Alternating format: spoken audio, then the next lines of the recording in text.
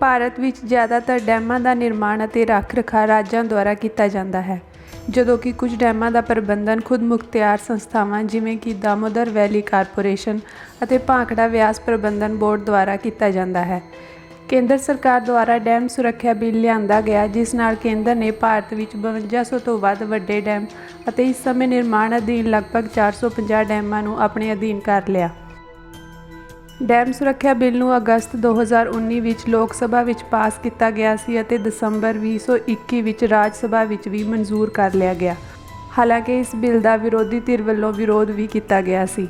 ਭਾਰਤੀ ਸੰਵਿਧਾਨ ਮੁਤਾਬਕ ਦਰਿਆਈ ਪਾਣੀ ਦਾ ਰੱਖ ਰਖਾਅ ਸੂਬਿਆਂ ਦੇ ਅਧਿਕਾਰ ਖੇਤਰ ਵਿੱਚ ਆਉਂਦਾ ਹੈ, ਪਰ ਇਸ ਕਾਨੂੰਨ ਰਾਹੀਂ ਕੇਂਦਰ ਸਰਕਾਰ ਸੂਬਿਆਂ ਦੇ ਇਸ ਅਧਿਕਾਰ ਵਿੱਚ ਸਿੱਧੀ ਦਖਲਅੰਦਾਜ਼ੀ ਕਰ ਰਹੀ ਹੈ। ਤਾਮਿਲਨਾਡੂ, ਕਰਨਾਟਕਾ, ਕੇਰਲਾ, ਉੜੀਸਾ ਸੂਬੇ ਇਸ ਬਿੱਲ ਦਾ ਵਿਰੋਧ ਕਰ ਚੁੱਕੇ ਹਨ। ਦੱਸ ਦਈਏ ਕਿ ਕੇਂਦਰ ਸਰਕਾਰ ਅਨੁਸਾਰ ਇਸ ਬਿੱਲ ਵਿੱਚ ਸਾਰੇ ਰਾਜਾਂ ਅਤੇ ਕੇਂਦਰ ਸ਼ਾਸਿਤ ਪ੍ਰਦੇਸ਼ਾਂ ਨੂੰ ਇੱਕ ਸਮਾਨ ਡੈਮ ਸੁਰੱਖਿਆ ਪ੍ਰਕਿਰਿਆ ਅਪਣਾਉਣ ਵਿੱਚ ਮਦਦ ਕਰਨ ਦਾ ਪ੍ਰਸਤਾਵ ਹੈ। ਇਸ ਮੰਤਵ ਲਈ ਇੱਕ ਕਮੇਟੀ ਬਣਾਈ ਜਾਵੇਗੀ, ਜਿਸ ਵਿੱਚ 10 ਪ੍ਰਤੀਨਿਧ ਕੇਂਦਰ ਦੇ, 7 ਰਾਜ ਦੇ ਅਤੇ 3 ਬਿੱਲ ਦੇ ਮਾਹਿਰ ਹੋਣਗੇ। ਇਸ ਕਮੇਟੀ ਨੂੰ ਡੈਮਾਂ, ਜਲ ਭੰਡਾਰਾਂ, ਨਿਰਮਾਣ, ਮੁਰੰਮਤ ਅਤੇ ਵਿਸਤਾਰ ਦੀਆਂ ਵੱਖ-ਵੱਖ ਵਿਸ਼ੇਸ਼ਤਾਵਾਂ ਦੀ ਸਹੀ ਸਮੀਖਿਆ ਅਤੇ ਸਹੀ ਜਾਂਚ ਦੇ ਅਧਿਐਨ ਕਰਨ ਅਤੇ ਡਾਟਾ ਇਕੱਠਾ ਕਰਨ ਦਾ ਅਧਿਕਾਰ ਹੋਵੇਗਾ। ਨੈਸ਼ਨਲ ਡੈਮ ਸੇਫਟੀ ਕਮੇਟੀ ਦਾ ਮੁੱਖ ਦਫ਼ਤਰ ਦਿੱਲੀ ਵਿੱਚ ਹੋਵੇਗਾ।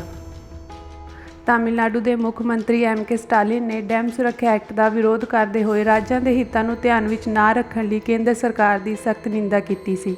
ਬਿੱਲ ਨੂੰ ਸੰਘੀ ਸਿਧਾਂਤਾਂ ਅਤੇ ਰਾਜ ਸਰਕਾਰਾਂ ਦੇ ਹੱਕਾਂ ਲਈ ਨੁਕਸਾਨਦੇਹ ਦੱਸਦੇ ਹੋਏ ਸਟਾਲਿਨ ਨੇ ਇਸ ਕਦਮ ਨੂੰ ਤਾਨਾਸ਼ਾਹੀ ਕਦਮ ਦੱਸਿਆ ਸੀ।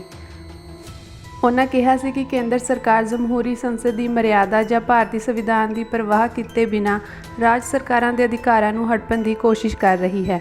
ਸਟਾਲਿਨ ਨੇ ਕੇਂਦਰ ਦੇ ਇਸ ਰਵੱਈਏ ਨੂੰ ਲੋਕਤੰਤਰ ਲਈ ਖਤਰਨਾਕ ਕਿਹਾ ਸੀ। ਹੁਣ ਪੰਜਾਬ ਵਿੱਚ ਵੀ ਇਸ ਮੁੱਦੇ ਨੂੰ ਪੰਜਾਬ ਕਾਂਗਰਸ ਦੇ MLA ਸੁਖਪਾਲ ਸਿੰਘ ਖਹਿਰਾ ਨੇ ਮੁੜ ਧਿਆਨ ਵਿੱਚ ਲਿਆਂਦਾ ਹੈ। ਸੁਖਪਾਲ ਸਿੰਘ ਖਹਿਰਾ ਨੇ ਇਸ ਬਿੱਲ ਪਿੱਛੇ ਲੁਕੀ ਕੇਂਦਰ ਦੀ ਮਾਨਸਿਕਤਾ ਅਤੇ ਪੰਜਾਬ ਦੇ ਪਾਣੀਆਂ ਦੀ ਲੁੱਟ ਵਾਲੀ ਨੀਤੀ ਬਾਰੇ ਦੱਸਦਿਆਂ ਇਸ ਮਾਮਲੇ ਤੇ ਪੰਜਾਬ ਦੀ ਆਪ ਸਰਕਾਰ ਨੂੰ ਧਿਆਨ ਦੇਣ ਲਈ ਕਿਹਾ ਹੈ। ਅੱਜ ਮੈਂ ਤੁਹਾਡੇ ਨਾਲ ਇੱਕ ਬਹੁਤ ਅਹਿਮ ਇਸ਼ੂ ਜਿਹੜਾ ਉਹਦੇ ਬਾਰੇ ਚਰਚਾ ਕਰਨੀ ਆ। ਸ਼ਾਇਦ ਬਹੁਤਾ ਪਬਲਿਕ ਡੋਮੇਨ 'ਚ ਆ ਨਹੀਂ ਸਕਿਆ ਕਿ ਇੱਕ BJP ਨੇ ਡੈਮ ਸੇਫਟੀ ਬਿੱਲ ਪਾਸ ਕਰਾਇਆ ਲੋਕ ਸਭਾ ਦੇ ਵਿੱਚ ਔਰ ਰਾਜ ਸਭਾ ਦੇ ਵਿੱਚ 2021 'ਚ। ਡੈਮ ਸੇਫਟੀ ਬਿੱਲ ਦੇ ਵਿਸਥਾਰ ਵਿੱਚ ਦੱਸਣ ਤੋਂ ਪਹਿਲਾਂ ਮੈਂ ਇਹ ਕਹਿਣਾ ਚਾਹੁੰਦਾ ਕਿ ਇਹ ਸਾਡੇ ਜਿਹੜੇ ਦਰਿਆਈ ਪਾਣੀ ਨੇ ਅਤੇ ਡੈਮ ਬਣੇ ਨੇ, ਜਿੱਦਾਂ BBMB ਆਪਣਾ ਭਾਖੜਾ ਬਿਆਸ ਮੈਨੇਜਮੈਂਟ ਬੋਰਡ ਆ, ਇਹ ਉਹਨਾਂ ਸਾਰਿਆਂ ਦੇ ਹਕੂਕ ਉੱਤੇ ਡਾਕਾ ਵਾ। ਤੁਸੀਂ ਹਾਲ ਹੀ ਵਿੱਚ ਸੁਣਿਆ ਸਾਰਿਆਂ ਨੇ ਕਿ BBMB ਚੋਂ ਪੰਜਾਬ ਦੀ ਨੁਮਾਇੰਦਗੀ ਜਿਹੜੀ ਸੀ ਉਹ ਕੇਂਦਰ ਸਰਕਾਰ ਨੇ ਖਤਮ ਕਰ ਦਿੱਤੀ। ਹੁਣ ਸਾਡਾ ਉੱਥੇ ਜਿਹੜਾ ਅਧਿਕਾਰ ਸੀਗਾ, ਉਹਦੇ 'ਚ ਵਿਅਕਤੀ ਇੱਕ ਬੈਠਦਾ ਸੀ, ਆਪਣੀ ਗੱਲ ਰੱਖਦਾ ਸੀਗਾ, ਉਹ ਸਾਡੇ ਤੋਂ ਪਹਿਲਾਂ ਹੀ ਖੁੱਸ ਚੁੱਕਾ ਵਾ।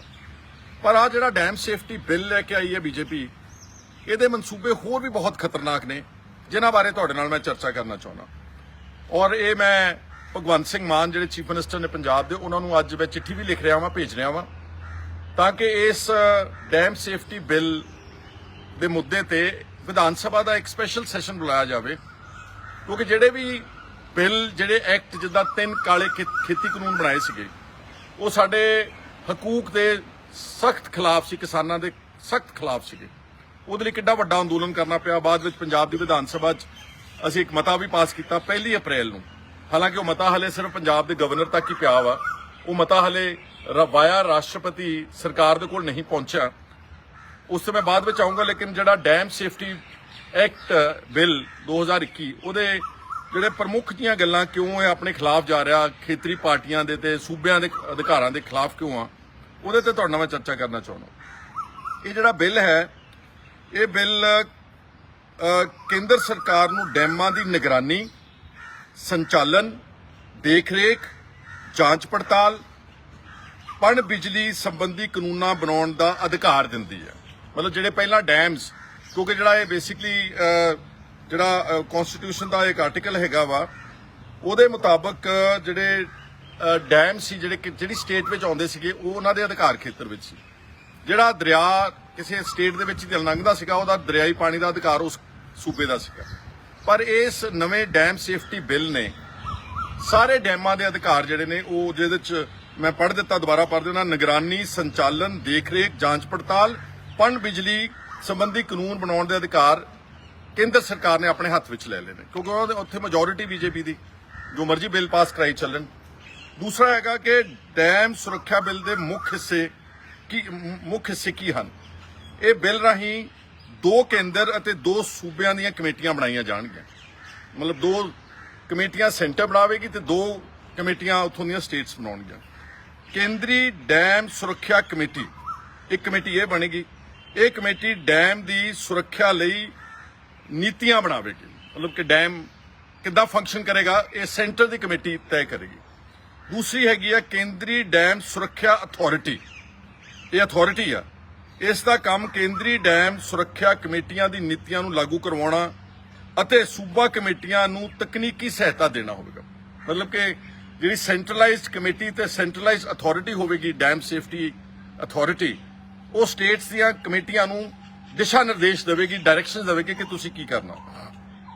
ਤੀਸਰਾ ਜਿਹੜਾ ਹੈ ਸੂਬਾ ਕਮੇਟੀਆਂ। ਇਹ ਸੂਬਾ ਕਮੇਟੀਆਂ ਕੇਂਦਰੀ ਕਮੇਟੀਆਂ ਦੀ ਹਦਾਇਤਾਂ ਅਨੁਸਾਰ ਡੈਮਾਂ ਦੀ ਸੁਰੱਖਿਆ, ਨਿਗਰਾਨੀ, ਸੰਚਾਲਨ ਅਤੇ ਦੇਖਭਾਲ ਕਰਨਗੀਆਂ। ਉਹਨਾਂ ਦਾ ਕੰਮ ਸਿਰਫ to carry out the instructions of the central government ਹੈ। ਇਹ ਕਾਨੂੰਨ ਖਤਰਨਾਕ ਕਿਉਂ ਹੈ? ਨਾ ਸਿਰਫ ਅੰਤਰਰਾਜੀ ਇੱਕ ਤੋਂ ਵੱਧ ਰਾਜਾਂ ਵਿੱਚ ਵਹਿਣ ਵਾਲੇ ਦਰਿਆਵਾਂ